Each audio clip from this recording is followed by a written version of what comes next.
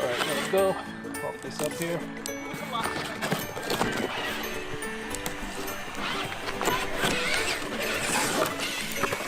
There we go, guys. X-Max 48. There it is. Oh boy, we take it upside down. We're gonna take it by the pumps. There we go.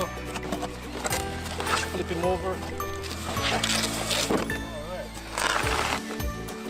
There's the X-Max. Right here, you're holding your controller. This is the radio. Just gonna pop this out. This is the radio. Regular to Q radio from Traxxas. You got menu button, set button. This right here, that button is Traxxas Stability Management or TSM. What that does is keep the vehicle tracking straight on the high speed. And this right here is a trim to balance the wheel, keep it straight. This switch right here would lock the throttle position from 50-50 to 70-30. There you go, back and forth. Very simple radio. Off and on, battery underneath here. Alright, we got the RC going crazy around us. Okay, let's do this. X-Max, guys. Let's pop this up. Let's get this up. There we go.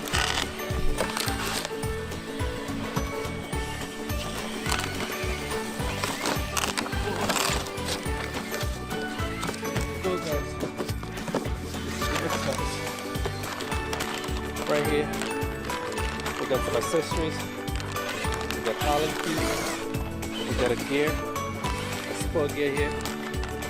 We got some stickers. We got the manual. Alright, let's get onto the bad boy. On that same time. Whoa. Let's get that up. Look at that guy. Whoa, look at that, guys. Look at that. Whoa, big and heavy. Look at that. Yeah. Alright, let's pop the plastic off.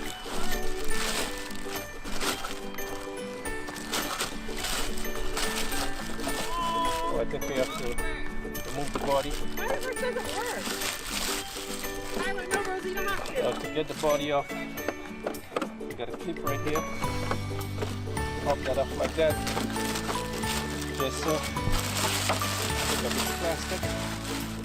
This is the body, guys. Got a beautiful clip holding it down. This piece just slide in the front right here. This piece slide in front right here. This clip just pop up and the body is off. Okay, let's get into the truck. Right here. Let's take this box off. So we can get some better vibes. Excited. Put on the ground. X-Max. This is the X-Max, guys. Nice and beefy. Really, really beefy tires. We're gonna burn this up for you today. We're gonna show it work. We're gonna give really good run. The shocks are really beefy. Nice spring. Traxxas, you don't know. Bring in the X-Max. Yeah, so we're gonna do some jumps and ready to cross some puddle waters and see what's going down. Right. Show you underneath. Nice. Very simple. Underneath here. Battery compartments are here. Right here is the battery compartments. Pop this like so. Battery goes in here. This other one here, we're gonna pop this like so. Batteries come here. One battery on each side. And this is it. What can I tell you?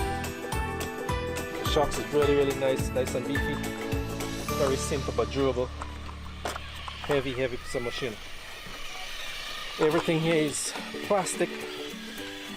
It's a lot of plastic, but the dry shaft here, the steering arms here look like metal. We got some metal going on in here. And the both arms inside here. Shocks is metal spring, but most of it is hard plastic. Alright, so let me get my trusty scissors out here.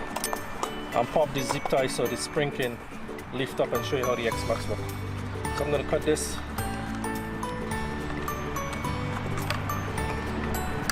There we go.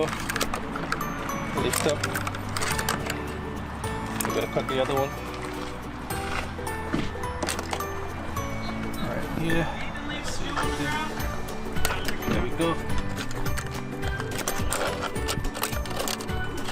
Alright, so let's get the battery out here and get busy.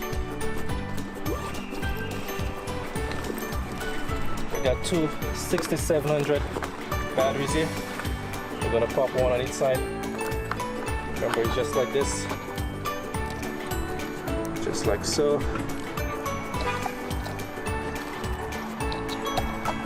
There we go, that's one. And I'm gonna slide them back in here.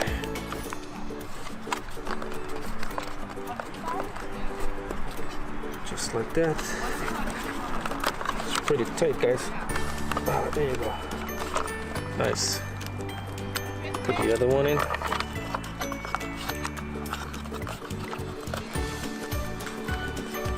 Alright, there we go. Slide this in here. Just like that. We're going to put in the battery in the controller. So you take 4 batteries. We're going to pop them in here and get this RC on the road.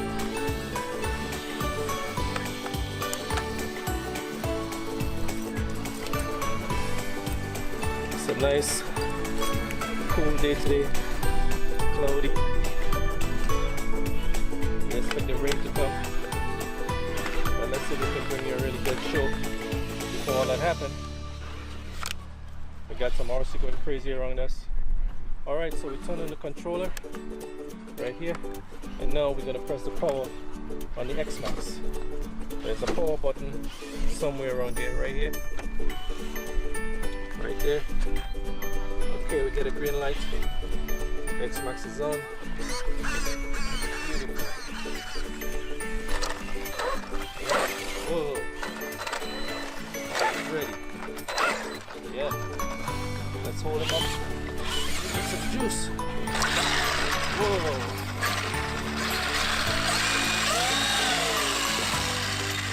Right. Ready, guys. Nice. Ready. Alright, so let's pop the cover on and go for a run.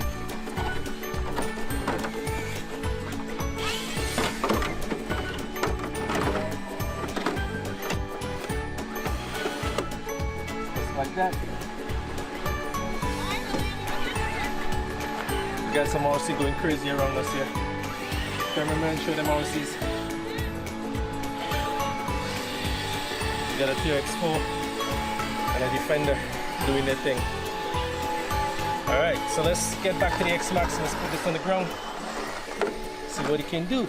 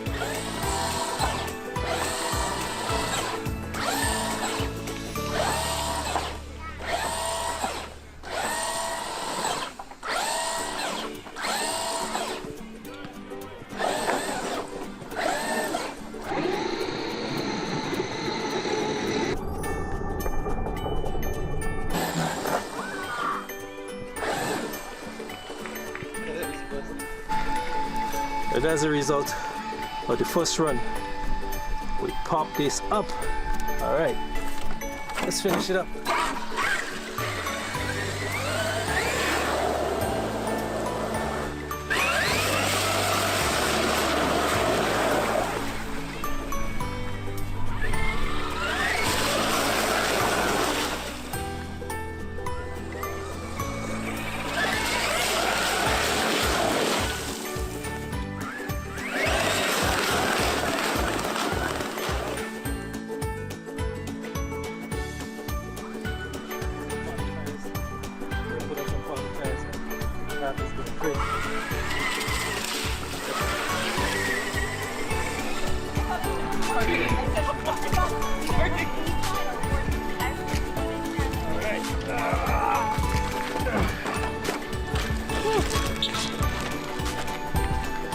Alright guys, we pop a wheel already. One wheel gets tore up. This one. So we got some paddle tires that we're gonna push in here and see how it goes. Now we're not playing with this truck.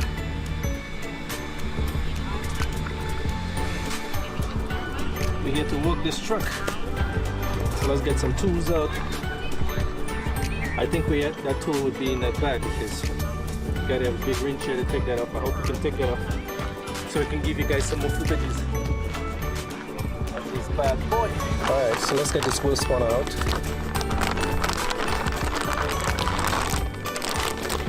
So there we go.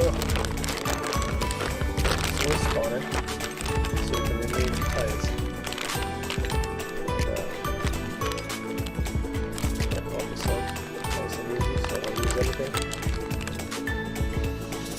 Yo, this is the first run. I will pop the tire already. One of the back tires is popped. Too much power. Go to the back. But that's the beauty of it. We have in front. It's very powerful. I love it. Trust me, I love it, guys.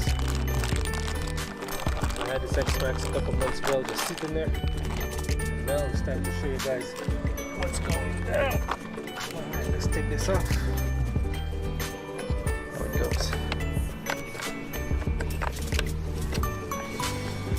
Go. So right off the box,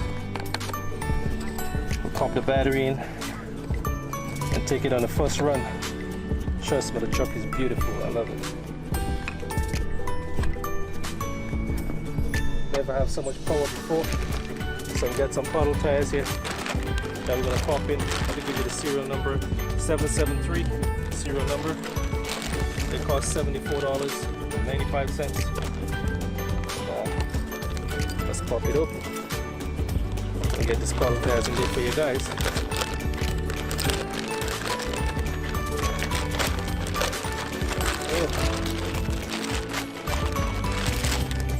There we go, guys. These are the old tires, these are the new ones. You have to tear that up and play with it. And I'm thinking I'm gonna try to do something with this. I don't know what, but anyway, let's move into the puddle tires. Gotta wait that, gotta go, so this one gotta go on the other side.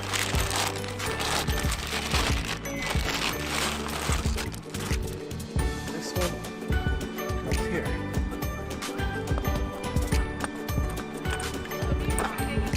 Alright, looking good already. Simple like that. Just pop it back in. We're ready to roll.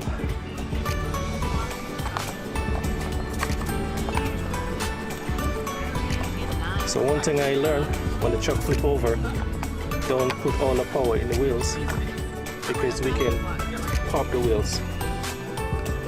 Okay, now we are tight. Let's make sure this is very tight. Good. Flip it on the other side. Take this one out.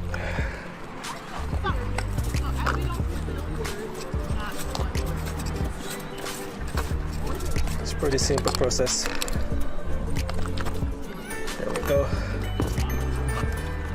There's your new tire.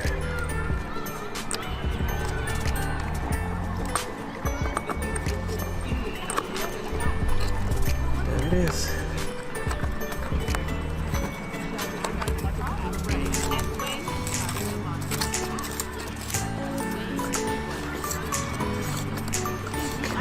Now what are we gonna do? We're gonna leave 2 of the original tires up front, and we're gonna leave this 2 at the back here, just in case we pop anymore.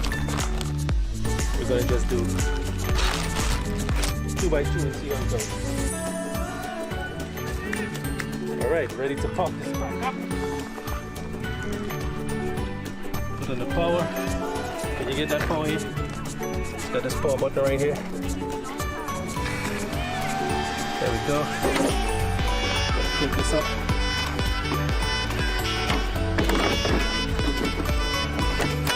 Like that. Ready to run. All right.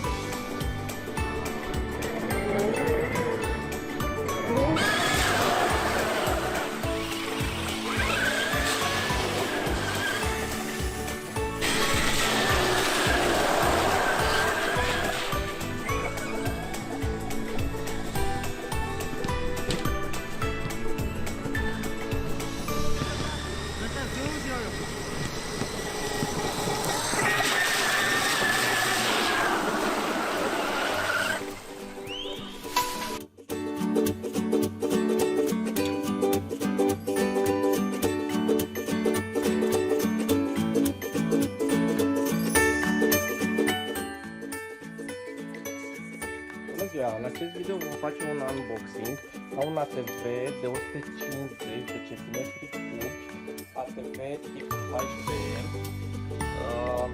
Vine așa, vine pachetat în această cutie. Are 170 de kilograme. Dimensiunile le puteți vedea.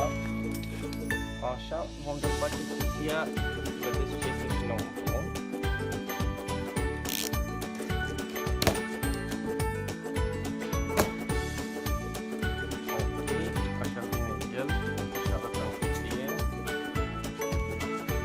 Are un cadru metalic, jur împrejur și acest carton care o să-l punem. Ok, așa arată putem de făcut și cartonul de jur împrejur.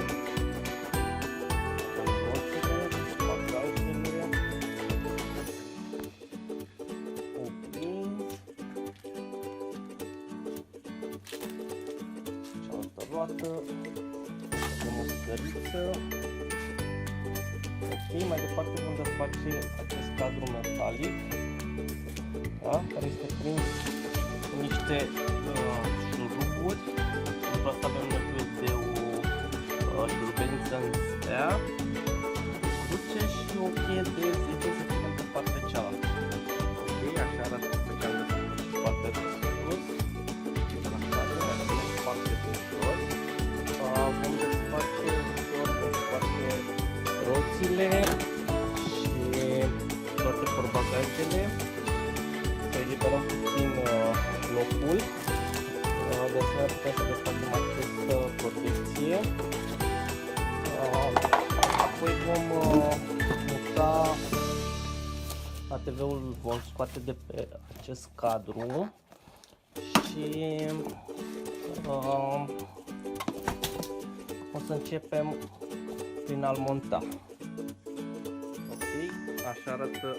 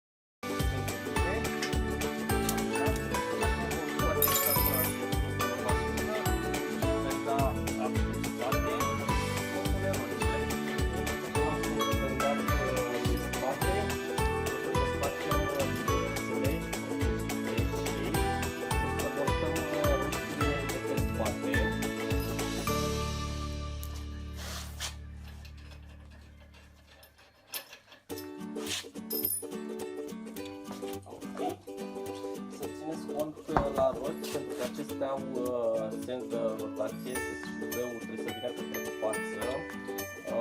Acesta este interiorul jantei și această roată vine pe partea dreaptă.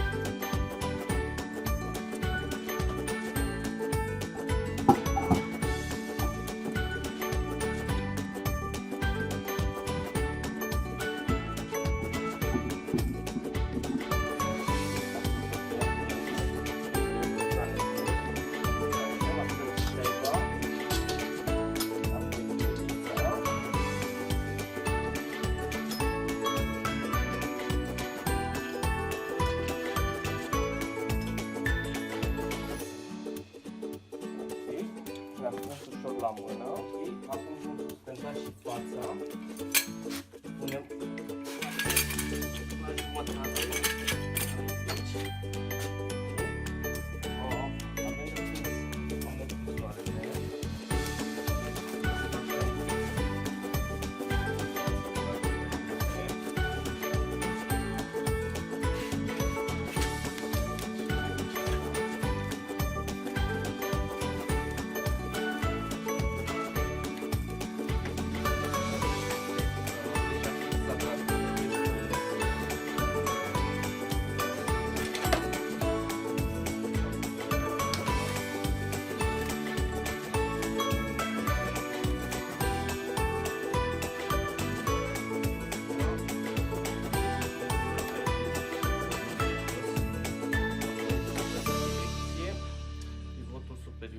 Vom strânge după ce îi facem direcția.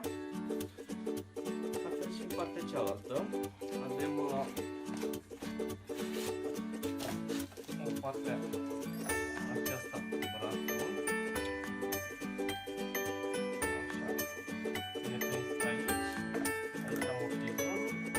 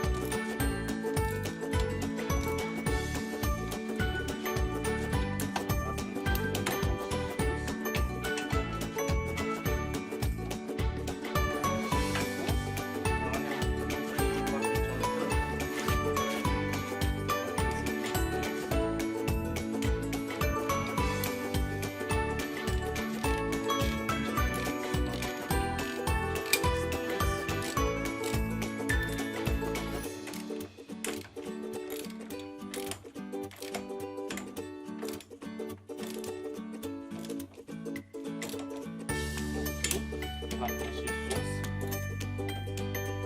Ok, la stâng și sus. Acum prindem cuzeta în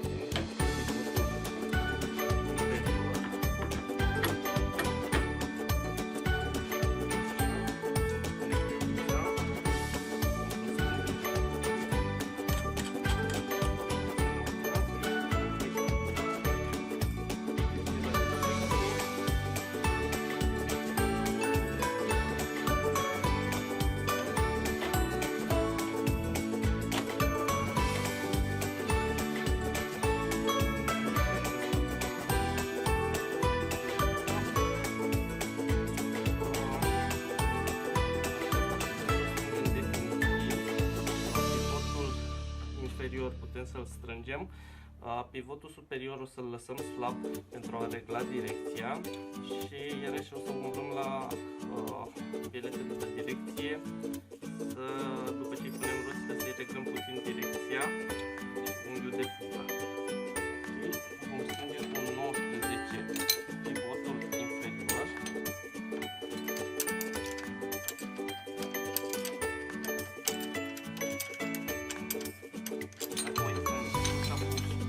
Avem siguranța, siguranța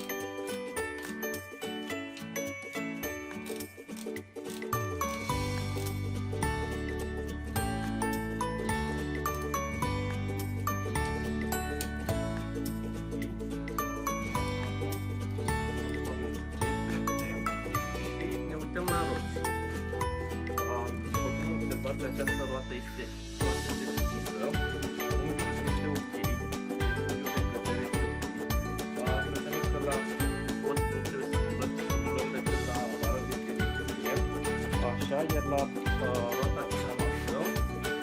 Este foarte ok cum este. Să lăsăm așa.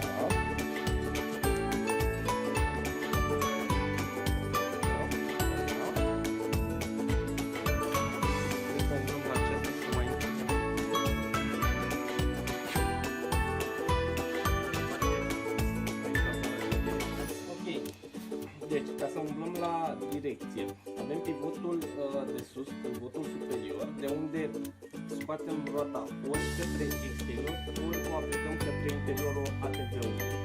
În cazul nostru, roata este ok, ca și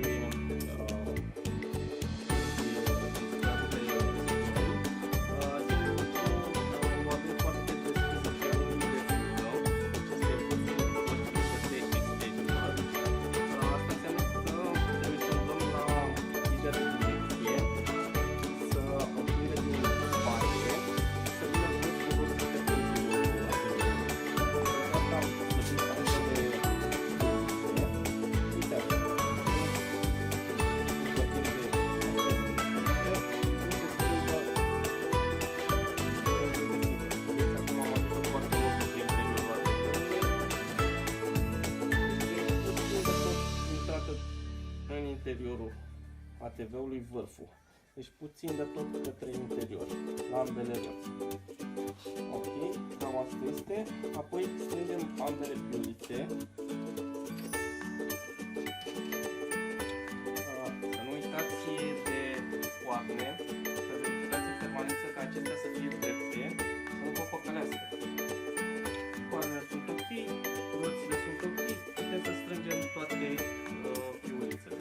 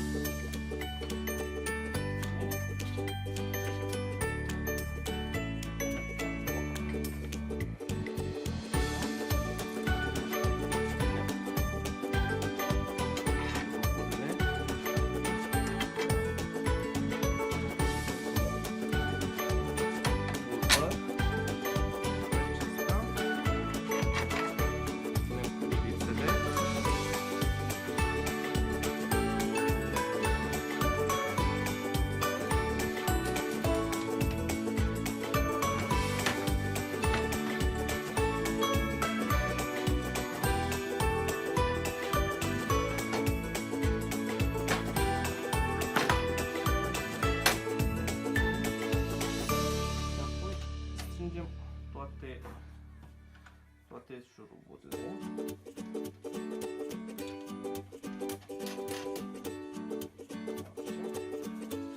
10. Spate, se prinde la aceste 4 șuruburi.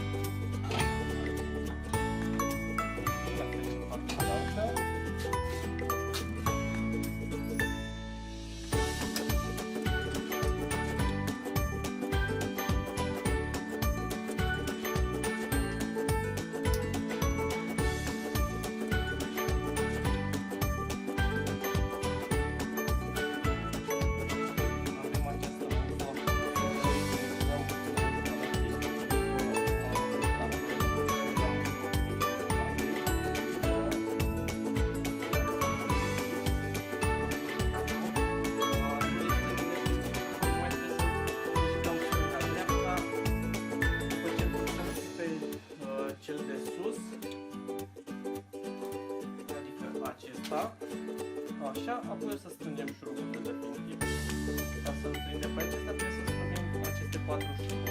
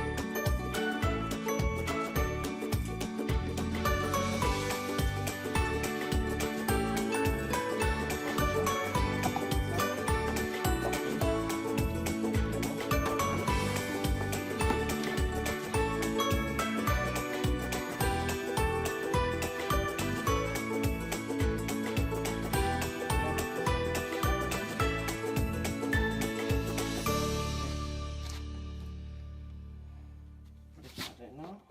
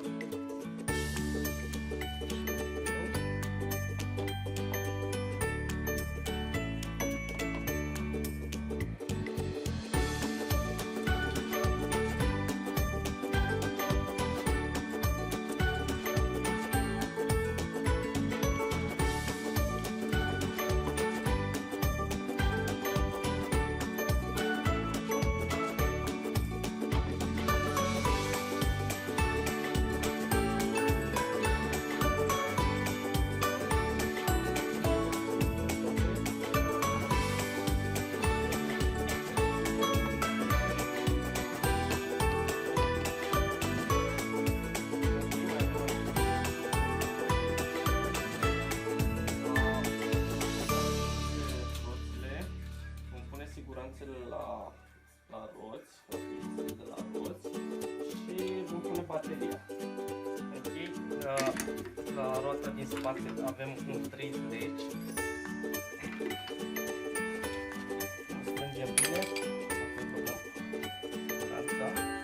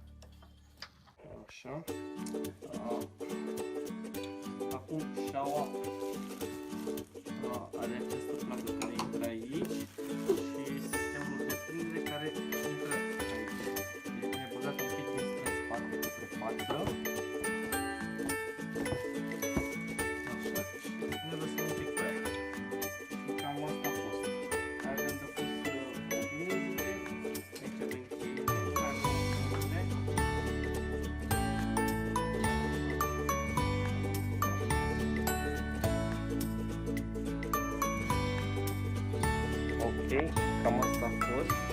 Acesta este ATV-ul.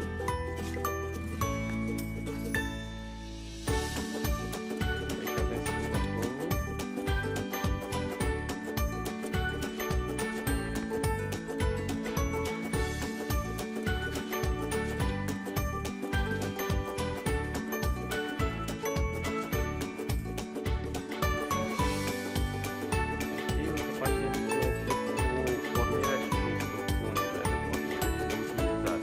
Vă mulțumim!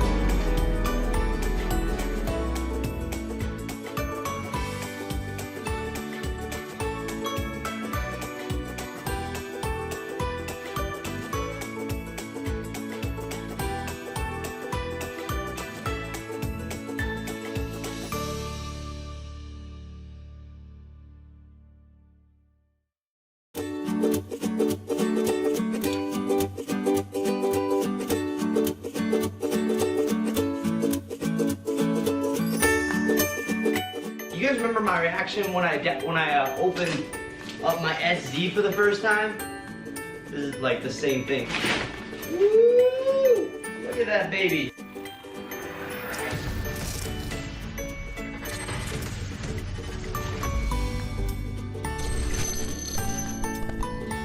Guys, I just got home. Oh, what's up guys? It's DJ Rig Web. Yeah, you know. I just got home. Ignore all those boxes. Those are foam sticks and stuff. But look what just got here. Look at it. Look at it. Look at it. Ah! So at Mobile Beat Las Vegas 23, if you guys haven't seen those videos, links like right there, whatever, go check them out. I got to get my hands on the Denon Prime 4. I spent like a good 30 minutes playing around with this thing and checking it out, and this thing is dope. Like it is sweet. It's so cool. It's like a standalone. It's literally like it's literally a mixer, like a DJ mixer, and a laptop in one. You can install like a actual hard drive into this thing and store all your music on it. Like this thing is sweet. So I want to just dive right on into it and let's unbox this thing.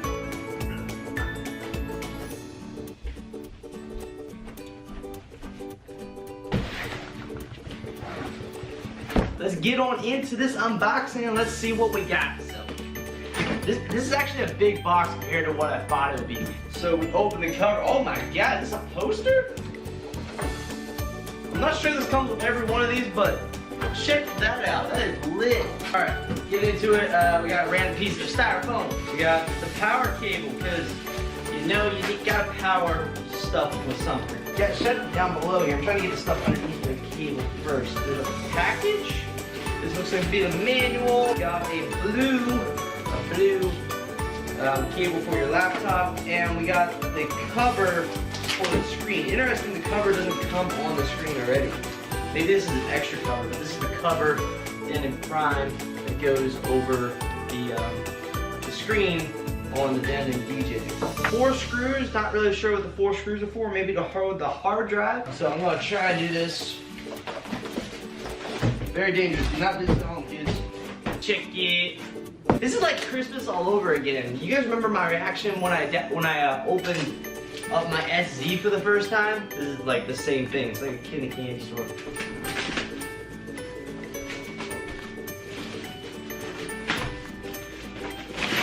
Woo! Look at that baby.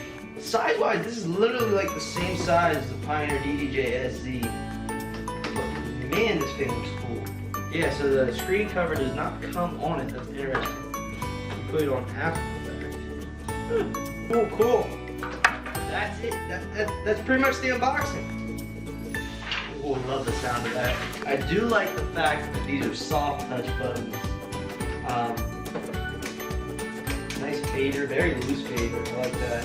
Obviously, you can fade it up. But they're soft touch buttons, not the click type buttons. I don't like the click type buttons. Very similar layout to the SZ or an SX2. Actually, no, I take that back. Size-wise, it's like similar to an SX2. There's a lot of room in between the faders that they're out there. That's very interesting. Yeah, but this thing's dope. Let's get a little closer. And here it is. Check out the reflection on the big 10-inch touchscreen. We're gonna dive into the features. I'm gonna walk through everything that's on here, but this is boring. It's just not plugged in and everything. So I went and grabbed the table. Let's set it up. Let's plug it in. Let's see what this thing looks like because it is sick. We're all hooked up, ready to go. Let's press the power button. Let's turn it on. Here we go. This is going to be the same time you get to see my impression at the same time here. Yeah, that's lit.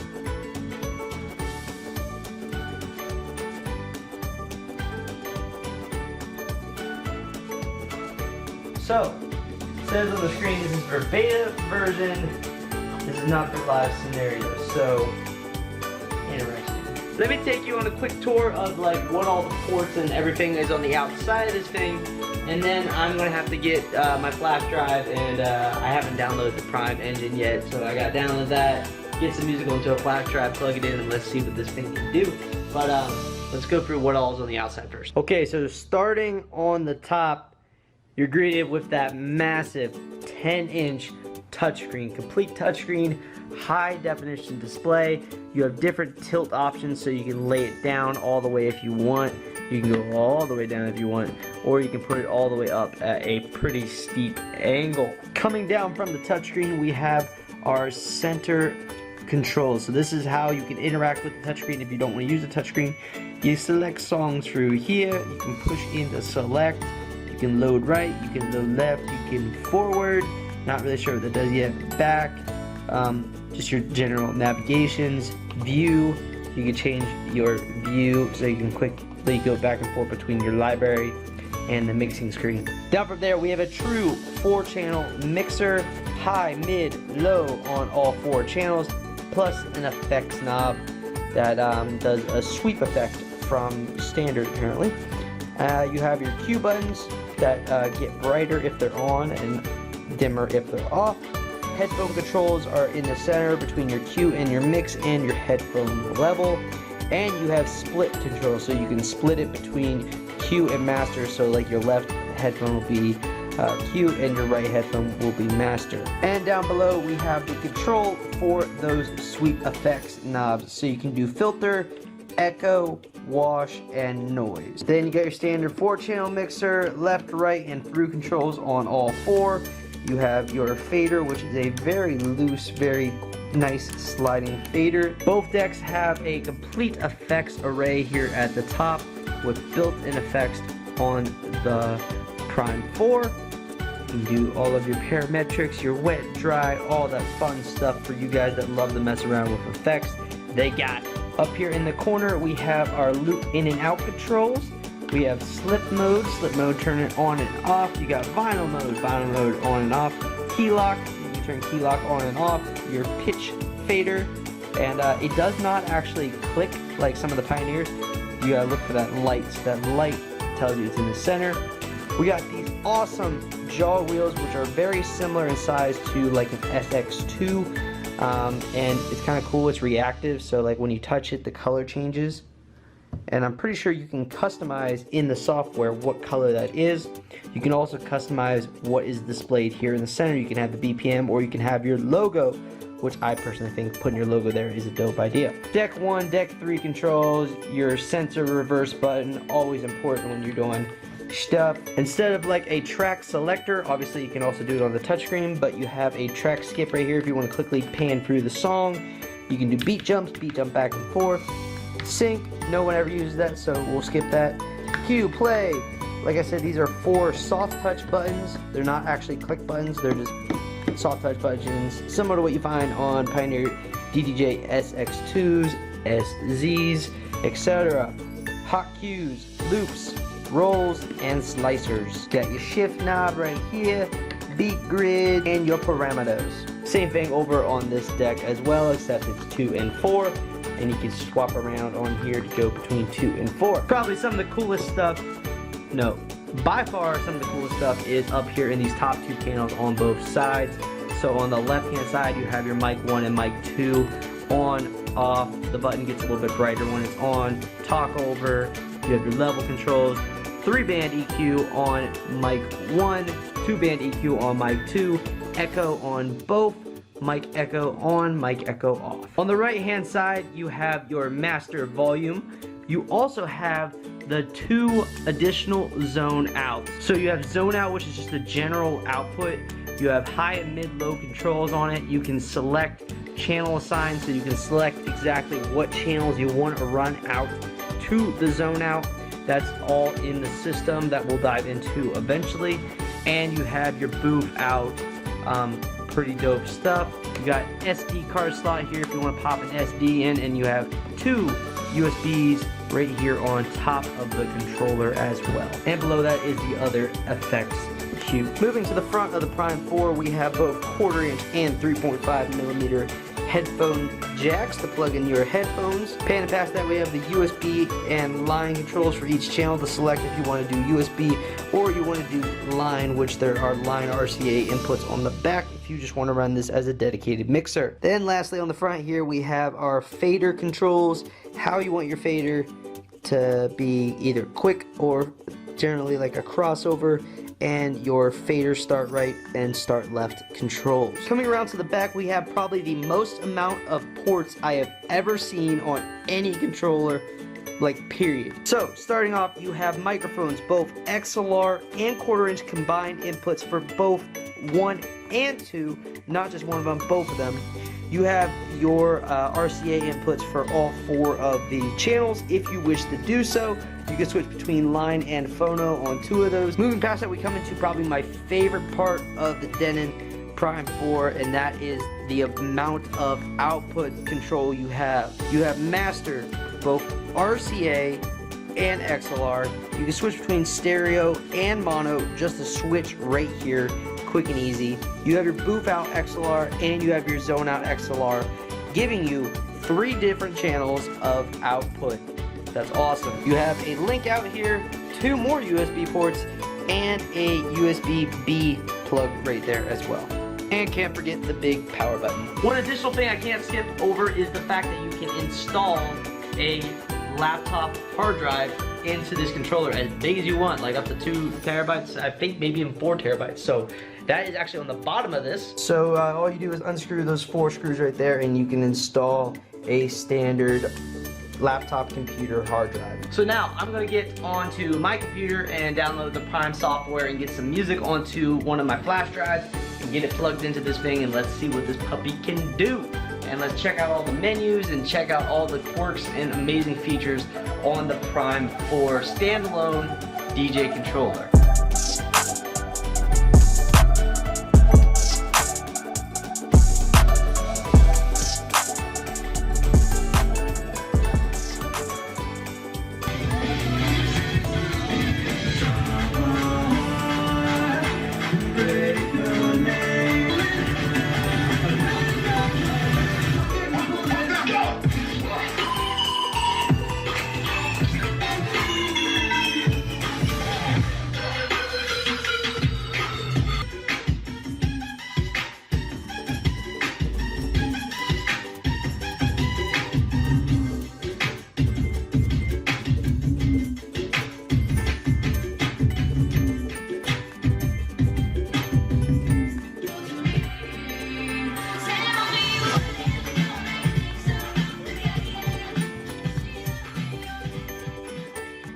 Alrighty, what's up everyone? Obviously it has been a few days since I first unboxed the Denon Prime 4. I've been playing around with it a lot lately, doing a lot of practice mixing for my upcoming prom season with the tracks and stuff that I'm going to be playing at prom on the Prime 4. No, I'm not going to be using the Prime 4 only because the software that is currently on the Prime 4, this will probably change by the time the video gets out, hopefully, but right now it's still beta, so the Prime 4 is technically still, the software is in beta, so it's actually recommended not to use it in a live scenario yet until they have the official software out, which, once this is finally released, will be the official software. Besides it being in beta, it is absolutely sick, like, it's awesome. This is like, I come home from work and like I literally jump on this for like an hour and I have so much fun mixing on this thing. It's freaking awesome. One of my favorite things though about the Denon Prime 4 that I've messed with so far, besides the fact that you don't need a laptop, all of my music is literally on this 128 gigabyte flash drive right here with my little Samsung right there. Plugged in the USB 2, I could have put in USB 1, or I could put it in USB 3 or 4.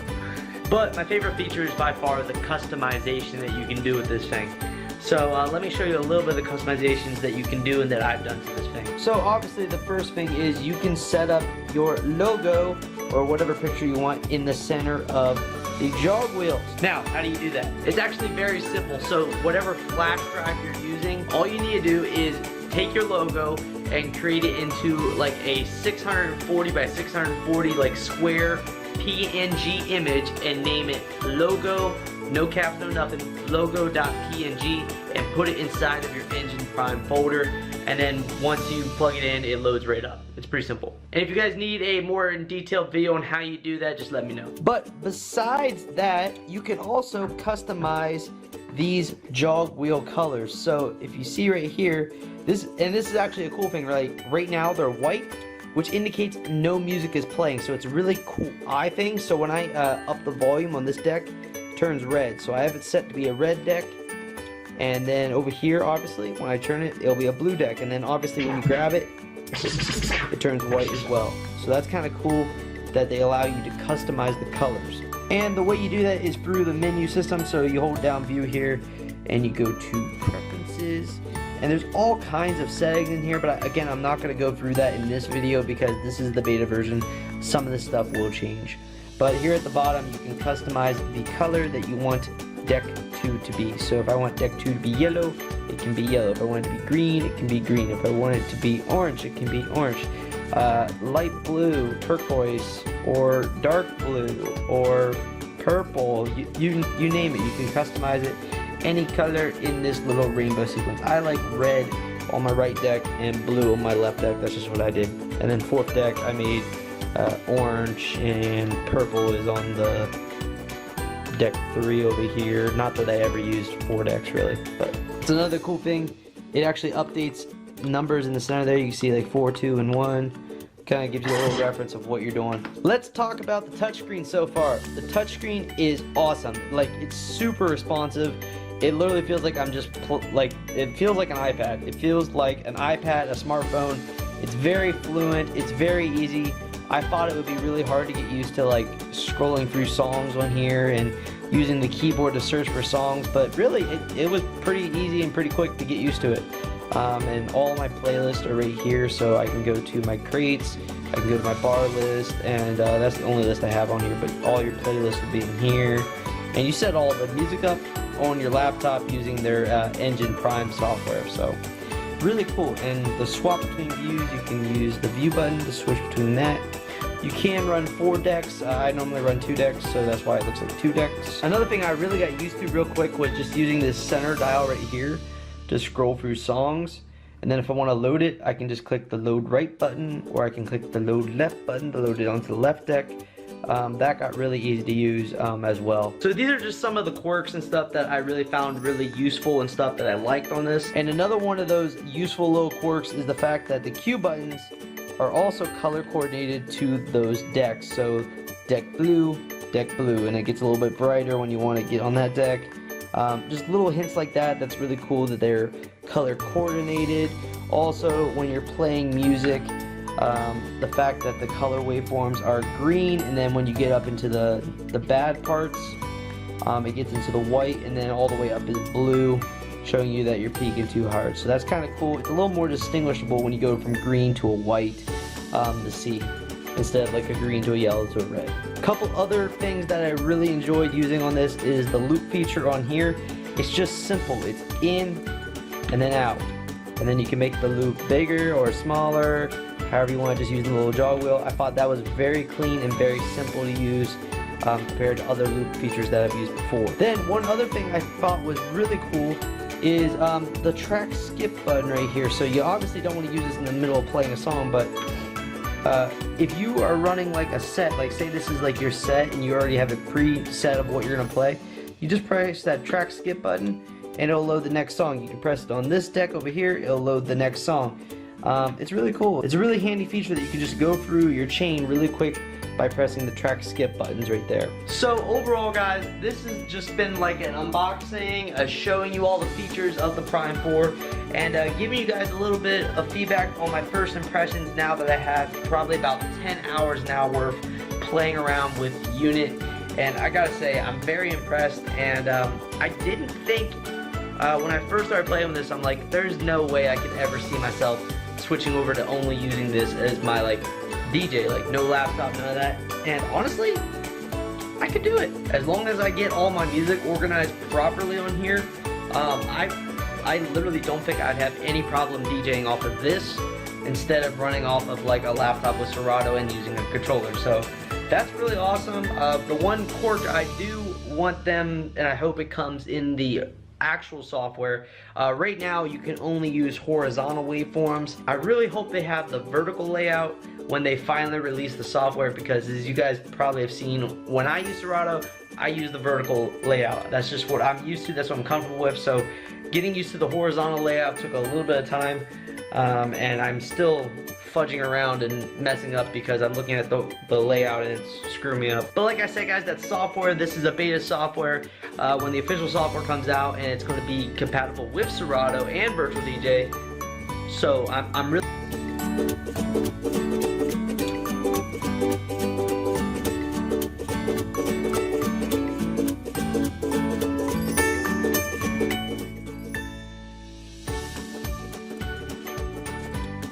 so today we're going to unbox the Toshiba Encore. This is the 32GB model.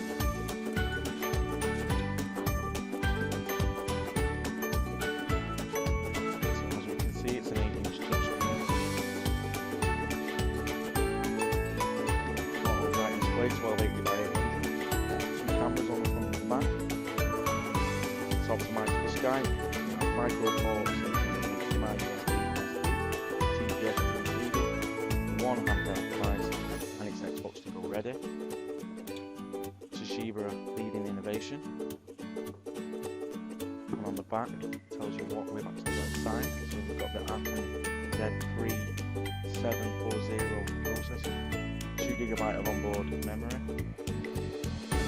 an eMMC 32GB hard drive, true bright display, light bulb, Windows 8.1.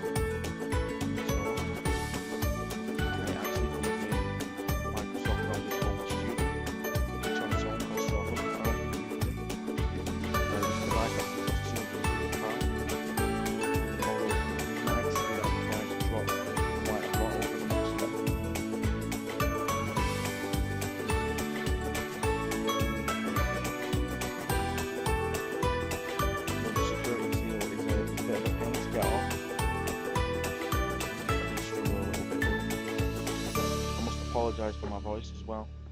I do have the flu at the moment, so and it was very cold while unboxing this video. It's getting winter here in the UK.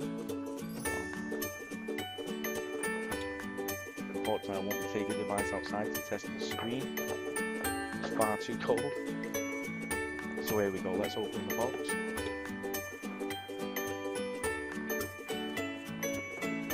We have a little flyer here for recommended accessories. So on the left we have the Moto stand case, which comes in black, red, green and blue. And then we have the touchscreen pen and the Encore sleeves, which also come in a variety of colours. I've not seen any of these accessories for sale yet in the UK.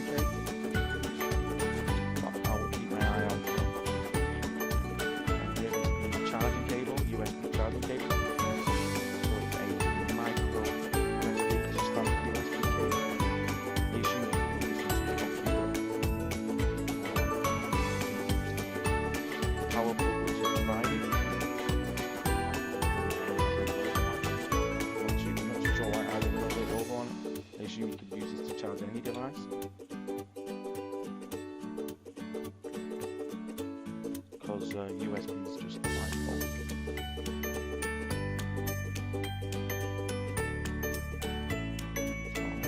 Try and find the manual. Quick start manual. It does include some spam as well, advertising the campaign virus. That's always a welcome addition.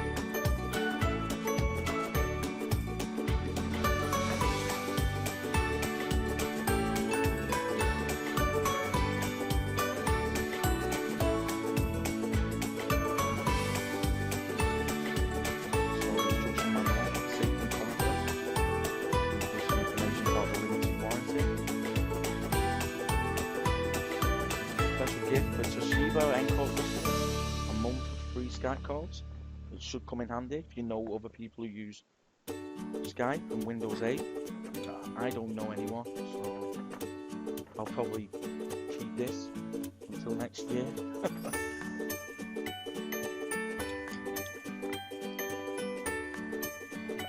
And here's the Microsoft product ID for Office, Home and Student. It's actually in German. For some reason I couldn't find the English instructions for it, but hopefully I shouldn't have a problem. So let's take this plastic sleeve off the actual device and have a look at it. The back does actually have some grip to it. In the early videos, it was actually totally smooth and people were complaining saying that it was extremely slippery. But now it has quite a nice grip on it and it's actually feels very nice in the handhold. And as you can see from the devices, it's quite a good looking device. Even though it does have the Toshiba logo on some Windows 8 devices, and the new ones that don't actually have any branding on the front, I don't actually find it that big of a deal or that off-putting. It actually goes well with the device. It just looks very striking.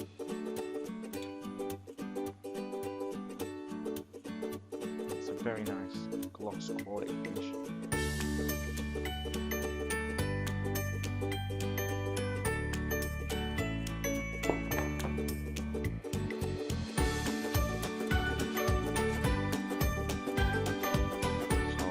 Go.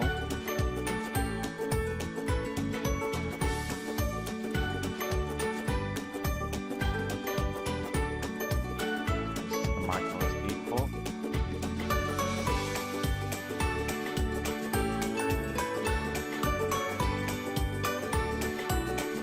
Here we have the volume rocker and the power on button.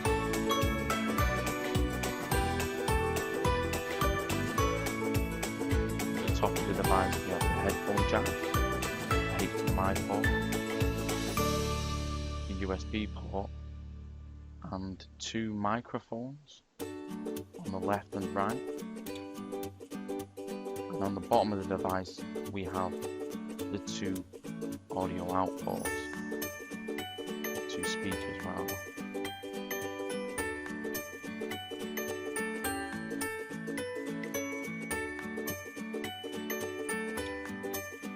So let's power on the device. It uses a eMMC hard drive, so it's not quite as fast as an SSD, but it should be fast enough for a little tablet like this. So it's default into portrait mode.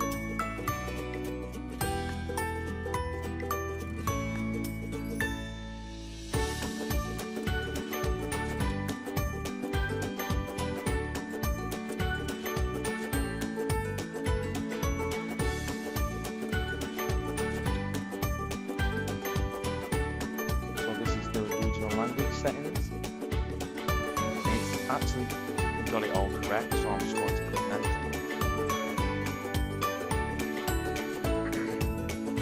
And the license join, so we just click next. And now it's beginning to do the setup. And it's asking me to choose a name for the device, so I'll just call it tablet.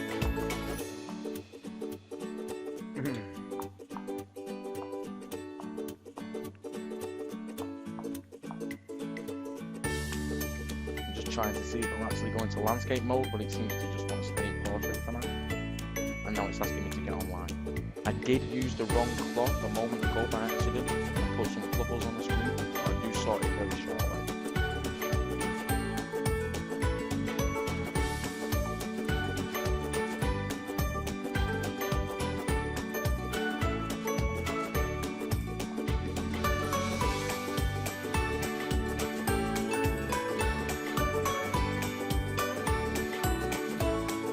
So now it's just checking my internet connection settings, make sure it's right.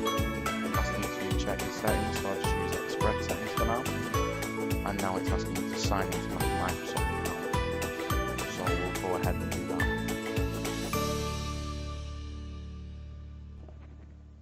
So it's just setting up my account now on the tablet.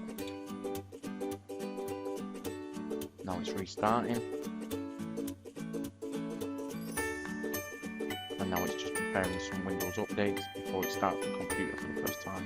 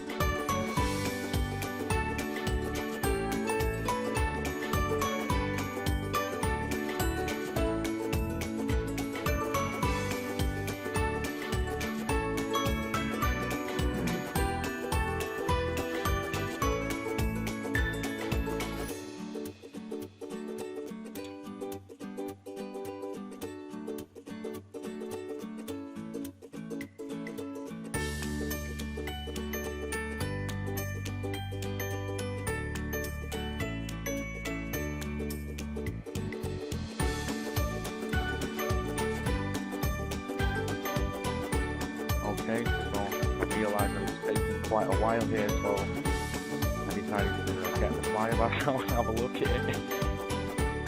Encore pancakes, touchscreen pen. So, pen does look interesting.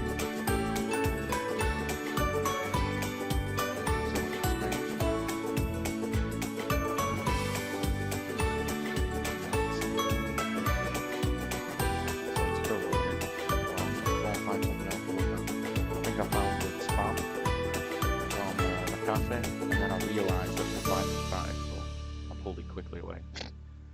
Alright, here we go. So I'm just going to have a quick touch and feel.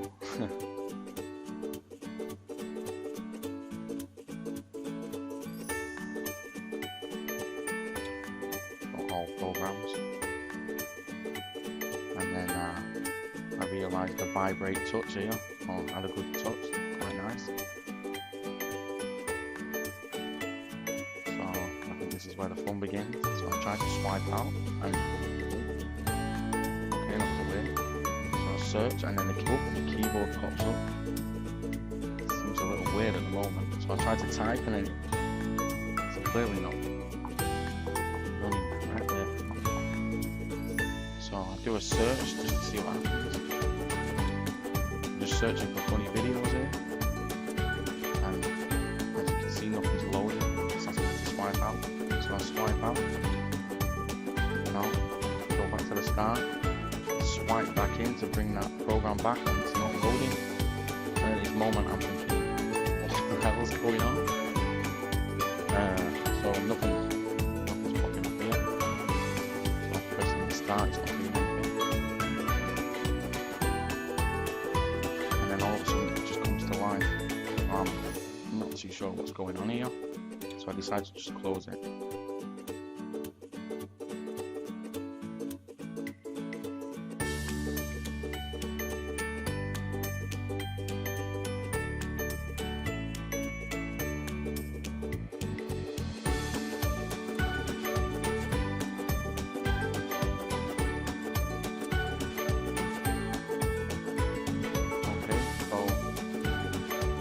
Investigation begins. So I've actually been building and repairing computers for about 15 years. So I kind of have an idea about what's causing it.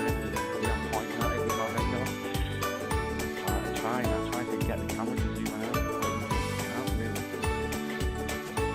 really show it. That's small. There's a little red icon with an M on it. I wonder what this could be. So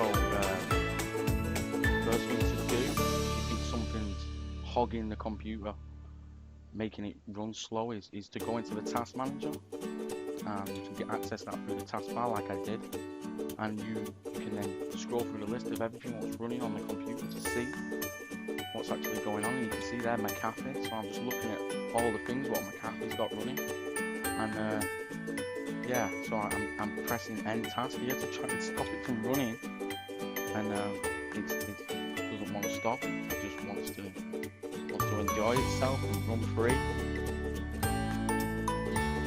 So I think I actually picked the device up here so you can zoom it, so you can just see how much processor usage it's using. So it's 91.7% of the processor, 93.2%. So I'm at this moment, I just want to turn it off, because it shouldn't be using 92% as soon as I start the computer. I haven't got a clue what's going on. I just want to remove it. I've just spent 250 quid on this device. It shouldn't be doing it. What the hell is going on? And I'm just clicking end task. Look, just cannot shut it off. Absolutely ridiculous.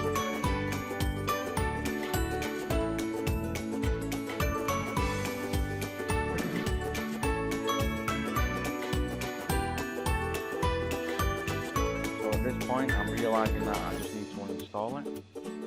So you right click on the desktop, just hold down your finger and then lift up. You can go to personalize, and then you can go to desktop icons and add all the desktop icons. I just added them all because I like them all to be there anyway, but they're not there by default. And then you can go to my computer, and then once you get to my computer, you can uninstall or change the program up there and it's right. Just click there.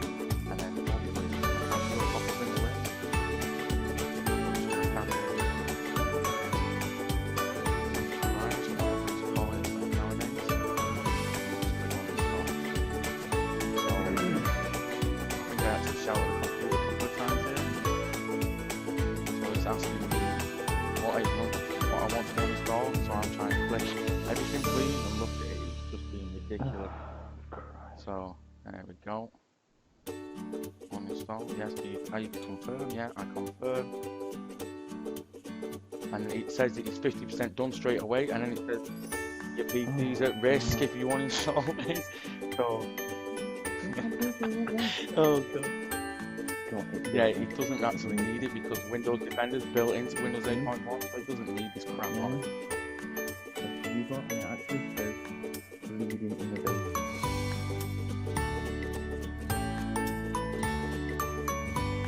Okay, so once the uninstall is complete, it asks me to resume, and then I can carry on from where I was. So I'll swipe out, search, on videos, and this is using Microsoft Smart Search. Slide along, you see that sometimes it's using the apps, and go straight to your store, straight to the videos app, and then install.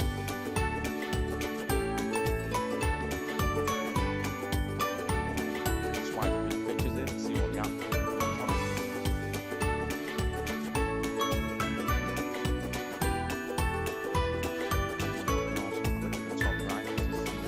Download progress, and then once it's finished downloading, it'll pop up in the top right, and you just tap it to open the app. So there you go, funny videos channel select, so you've got different channels, so it's just loading all the data in now. This is just the YouTube app. The heart button then the next one.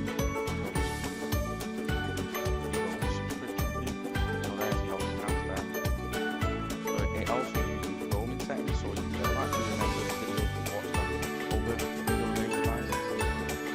You know I've watched this one already. Just swipe down to see about the video. This is obviously something I watch to relax after my hard work. Attacking the McAfee Corporation. You must be Lewis, that's right. You're also a little bit sort of cowy. Thank you for the costume, Simon. Yeah, what's going on here? What's this all about? Touch my udders. That's a little bit crazy. The grey, the Pause menu, home. And then you just hold at the top of an app and then pull it down to the bottom, and that's where you close apps. So I'm going to do another search now for another app called Beauty and Fashion, which my girlfriend uses. So obviously has the devices couch companion. It'll be really good for watching videos on, just sat there on the sofa using portrait phone. So just swipe along here, Beauty and Fashion, and go full advert or whatever. Install. Same again. Swipe through. Download progress. So she does actually use it quite a lot. Just tap to open the app.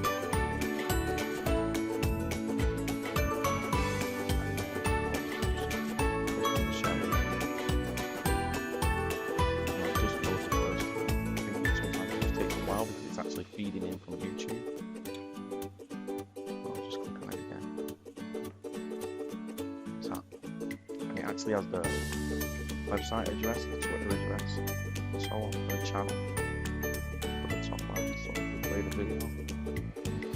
And it will automatically play it in like HD quality. Whatever support, so you swipe down to get some information about the video, like the description and so on, and then pause.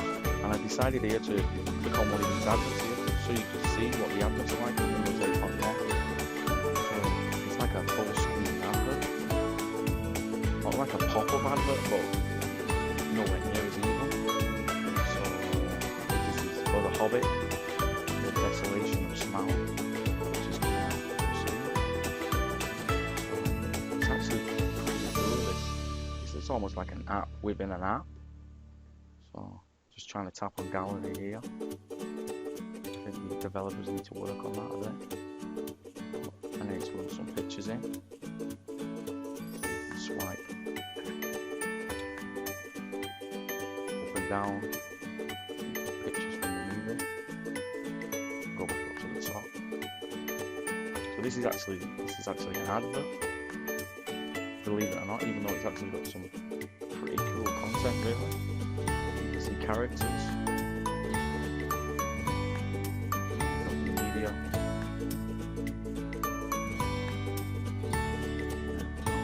You can actually download wallpapers for your tablet, your computer. And to go back, you just click the back button and it takes you straight back to where you're working at. This is quite nice stuff. Okay.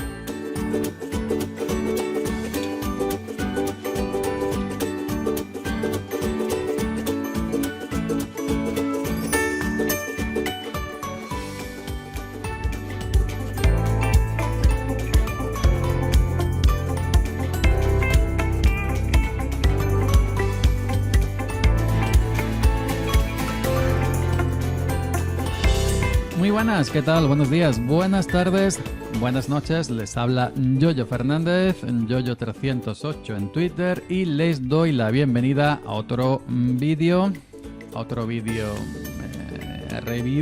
revisión, a mi estilo, ¿no? Este va a ser un unboxing, y una video revisión rural.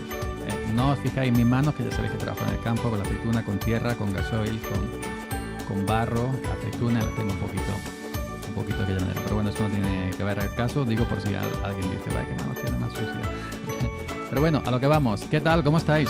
Aquí me tenéis de nuevo y hoy os quería enseñar una cosita, una mini cosita que me acabo de agenciar hace unos días. Y bueno, que estoy muy contento con ella, a pesar de que todavía no la he usado, pero pienso hacerlo en cuanto que tenga un poquito de tiempo, ¿no? Y os lo voy a mostrar aquí. Vídeo, unboxing, pequeña revisión. Aquí la tenéis, una cajita blanca. Me acabo de comprar una cajita blanca. No, bueno, sí. Bueno, me acabo de comprar esto. ¿Vosotros lo veis bien? Yo lo estoy grabando, lo veo al revés. Si lo pongo así, lo veo al revés. Supongo que entonces vosotros lo veréis bien, ¿no? Y si lo pongo así, ¿cómo lo veis? ¿Al revés o bien? Yo lo estoy viendo bien. Si lo veo bien. Es que estoy grabando con la Logitech, con la webcam. La tengo colgando del monitor, sobre el monitor, y no tengo otros medios, perdóname. Pero bueno, yo creo que así vosotros la vais a ver perfectamente. Digo bien y no la vais a ver al revés. Bueno, acabo de comprarme un SlimBook One, un SlimBook One. Ya sabéis, este pequeño ordenador, mini gran ordenador, porque es pequeñito, pero dentro tiene un corazón tremendo, un corazón potente. Y bueno, este SlimBook One, pues luego voy a comentar para que podamos usarlo. Podéis encontrarlo pues en su página web, vaya a slimbook.es, productos, os vais al One. Bueno, al entrar vemos una descripción de lo que es, una galería, una información. Pues tenemos todo, ¿no? Característica, ficha técnica, donde vemos que esta es la versión 3, SlimBook One V3. Vemos que hay dos modelos, el más básico con un i5 y el más alto con un i7, que es el que yo me he comprado. Y dentro de cada uno, del básico o del más alto, el i7, podemos entrar y lo podemos configurar a nuestro gusto.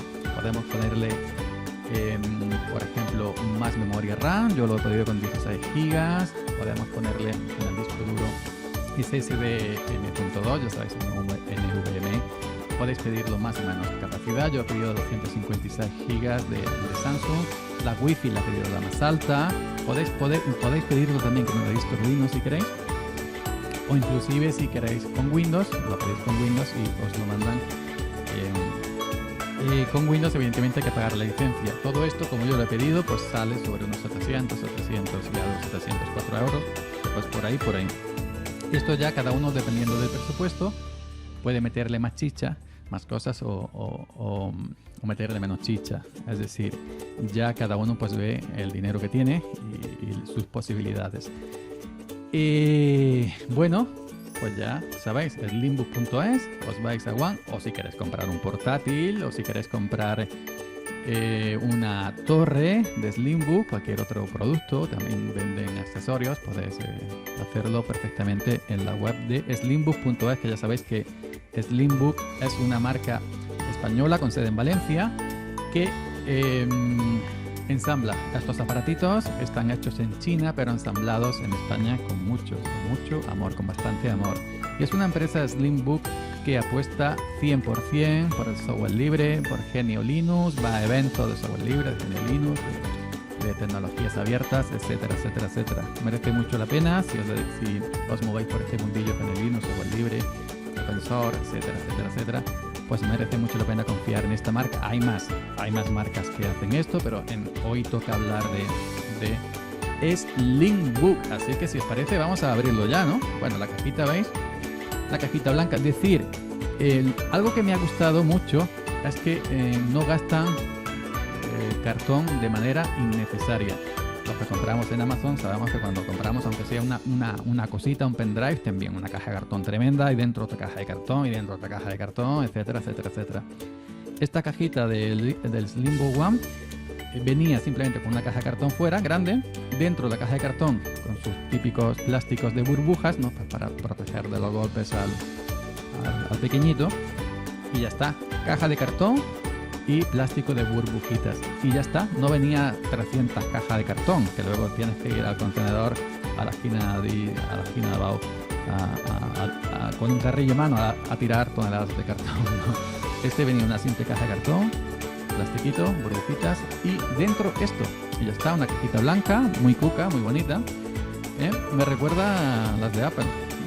Sí, yo también tengo cositas de Apple y me recuerda a las de Apple. Bueno, aquí lo tenéis. Vamos a abrir la cajita. Aquí veis la foto. SlimBook One, pone mini PC, es mini. SlimBook One V3. Abrimos, la ponemos por aquí, tarjetita por aquí, como decía Mayra Gómez Ken en 1, 2, 3, respondo otra vez. Los más viejos lugares ya os acordaréis.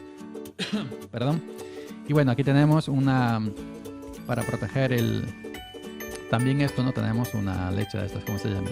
Esto es una leche, una plástico, no sé cómo se llama esto. Bueno, una leche de estas. Ya me entendéis. Tenemos una leche de esas. Y bueno, vamos a abrir primero esta cajita. Aquí vemos que está el SlimBook ahí en su plastiquito. Vamos a abrir esta cajita si yo puedo. Poquito a poco, entendiendo. Uy, que me salta el copyright con la canción de Chamba. Bueno, tenemos otra cajita blanca. Vamos a abrirla a ver qué tiene. La he abierto al revés, como siempre, como las cajas de los medicamentos, que nunca la abrimos por el lado correcto, siempre la abrimos por donde viene el prospecto, ¿no? El papelito. Bueno, dentro de esta cajita tenemos el cable de corriente, el cable gordo, el que va enchufado al adaptador, que esto es prácticamente estándar. Vemos con la terminación de los 3 agujeritos de estos, pues se enchufan en el adaptador. Cable gordo, por aquí. Seguimos sacando cositas. Un plástico, tenemos aquí un plástico y dentro del plástico tenemos el adaptador. Ok, adaptador de corriente con los 3 agujeritos para enchufar el otro cable gordo. Aquí enroscado y sujeto en su velcro correspondiente y el pinchito.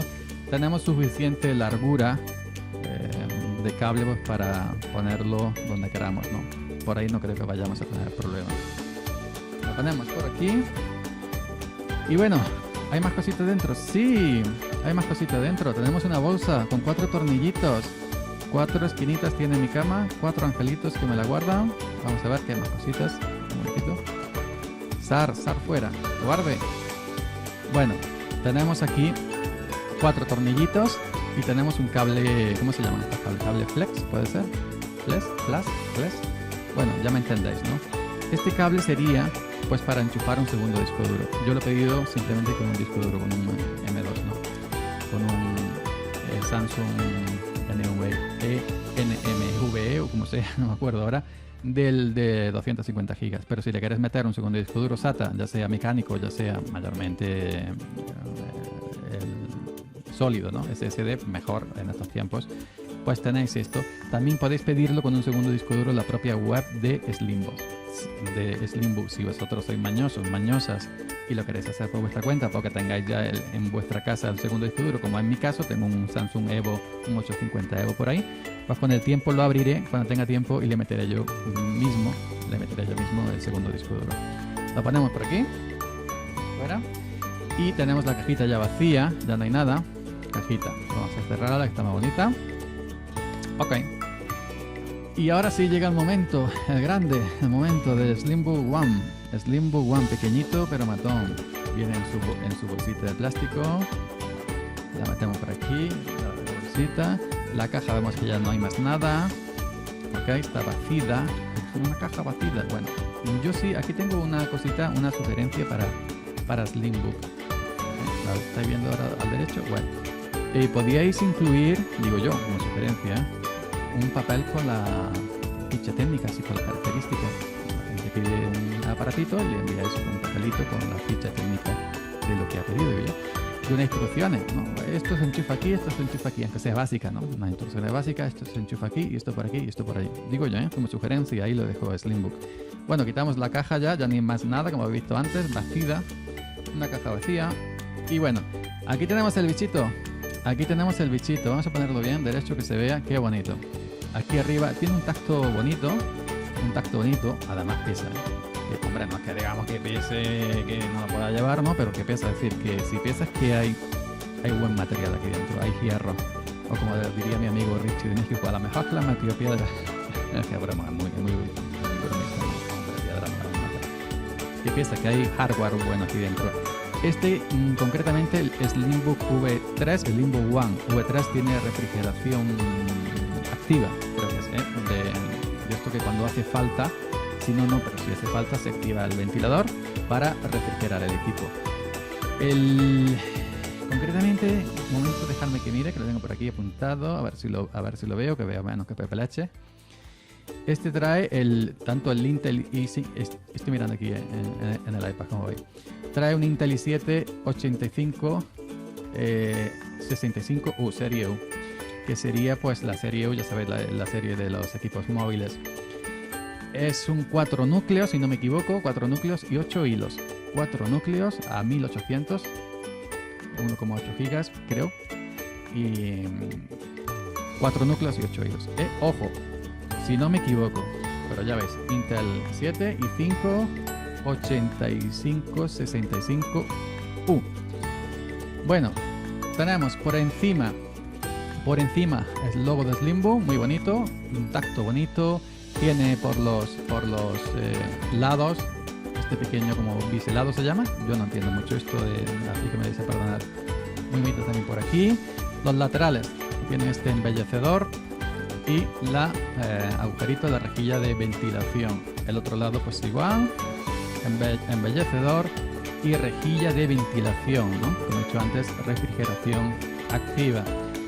¿Qué tenemos aquí delante? Tenemos aquí delante el frontal. Si lo pongo así, ¿lo veis vosotros bien o qué? ¿Ok? Así, ¿no? Sí, bueno, ahora se enfoca aquí. Delante tenemos el botón power, tiene como dos agujeritos, no lo he encendido todavía, no lo he conectado, supongo que serán dos lucecitas, supongo, perdonadme si me equivoco, pero yo todavía no lo he conectado. Botón power, que se ve firme, se mueve un poquito, pero no, es decir, se mueve el movimiento típico. Botón power, dos agujeritos, tenemos una conexión jack para audio, entrada-salida de audio, por si queréis enchufarle unos cascos de estos, los que sea, hay jugadores, unos que así se llaman, ¿no? De estos cascos con micrófono. Yo le conectaré mi mesa de mezcla, le conectaré mi interfaz de audio, ¿no? Pero por si queréis esta opción, puerto jack, entrada salida de audio. Aquí tenemos dos puertos delante, dos puertos 2.0, USB 2.0, otros dos puertos USB 3.0, tenemos 4 delante, 2 2.0 y otros dos 3.0. Vamos al otro lado, la parte trasera, ¿lo veis así? ¿Bien vosotros o qué? Yo creo que sí, lo veis vosotros, ¿no? Ok. Tenemos aquí un puerto USB tipo C, está de moda, es lo que se lleva ahora. El USB tipo C, un puerto DisplayPort, por si tiene algún monitor DisplayPort. Esto es un puntazo que lo traiga, un puerto DisplayPort. otro HDMI, también si tenéis dos monitores, uno HDMI y otro DisplayPort, o si tenéis un adaptador de estos de HDMI que dan servicio a varios monitores, pues le podéis conectar varios monitores. Este Intel trae una Intel HD Graphics 6200, compatible 4K, Ultra Full HD 4K. Ojo, cuidado, 6200, Intel HD 6200, compatible con 4K. Le podéis poner varios monitores, ojo. Aquí tenemos otros dos puertos USB 3.0, creo que son 3.0, al menos eso se pone en su página web. Un puerto Ethernet para el cable R, una ventaja otra que también por si no queréis wifi, lo queréis conectar directamente por cable.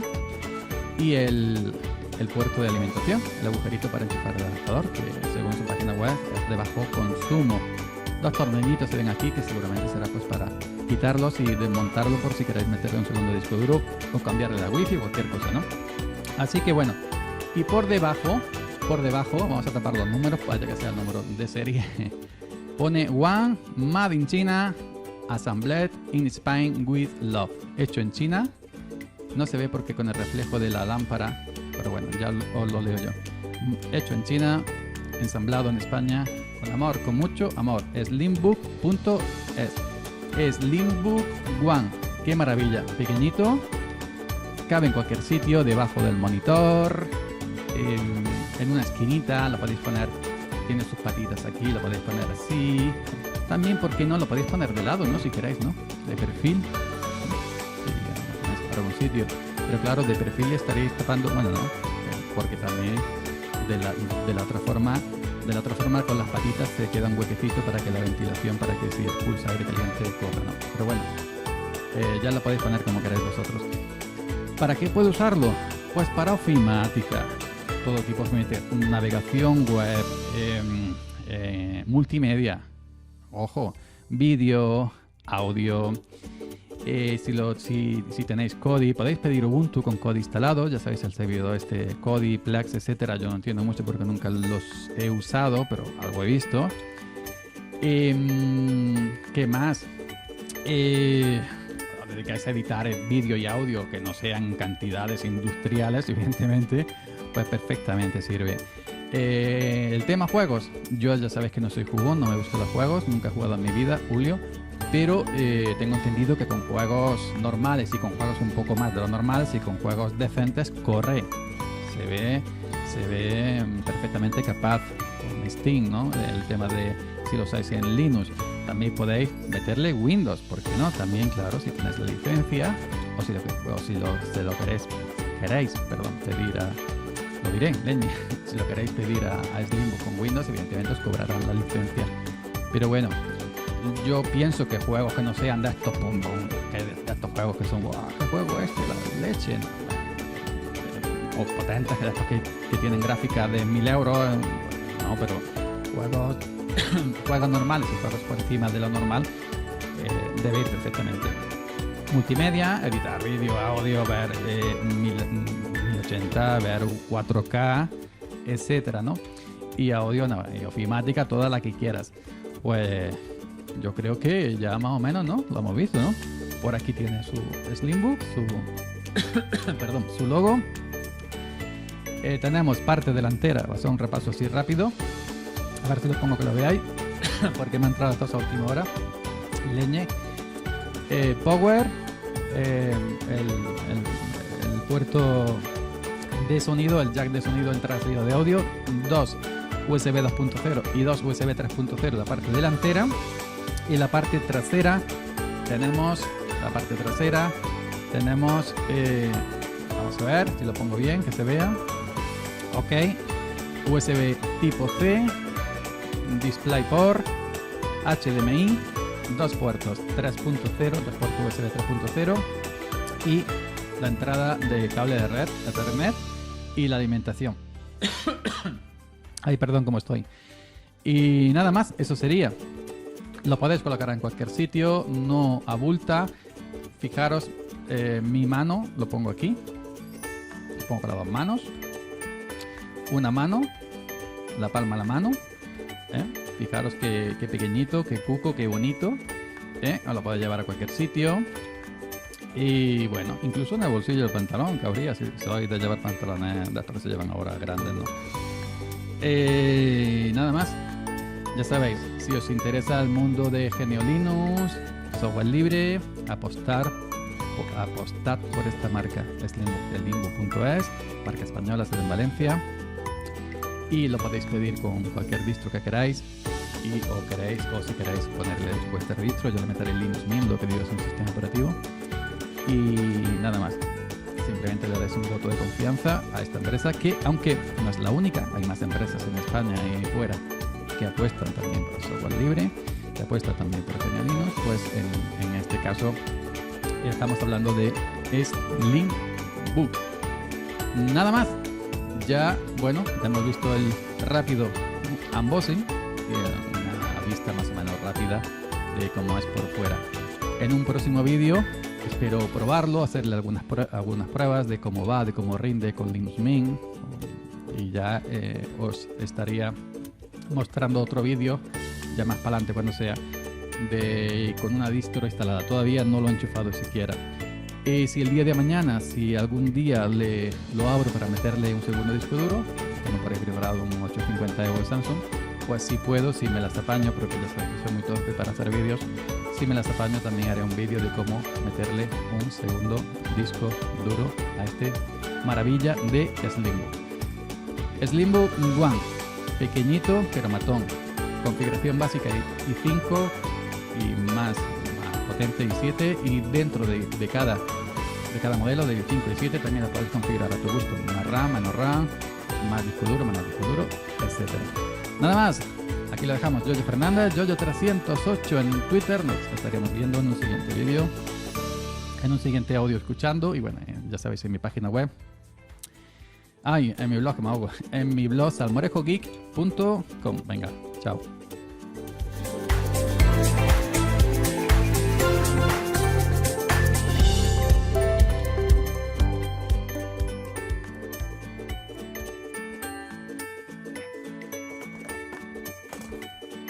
So I'm here with a big box.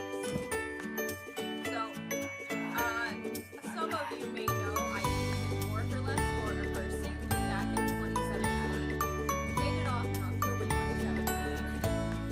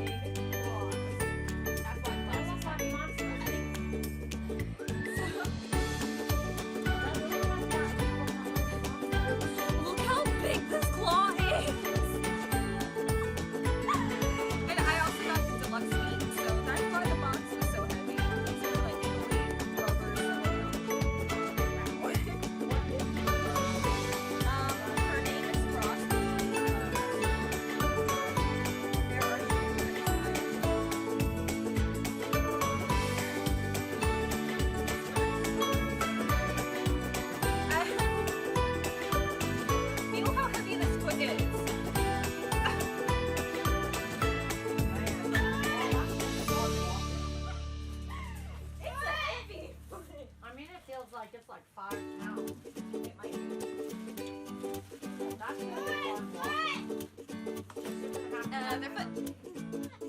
Other foot. They're nice, but Lord, they're very nice. Huh? It's the foot bottom. It's rubber or silicone or something. And then the toes are cast foam. It's a partial. It's not a full suit. Oh my gosh.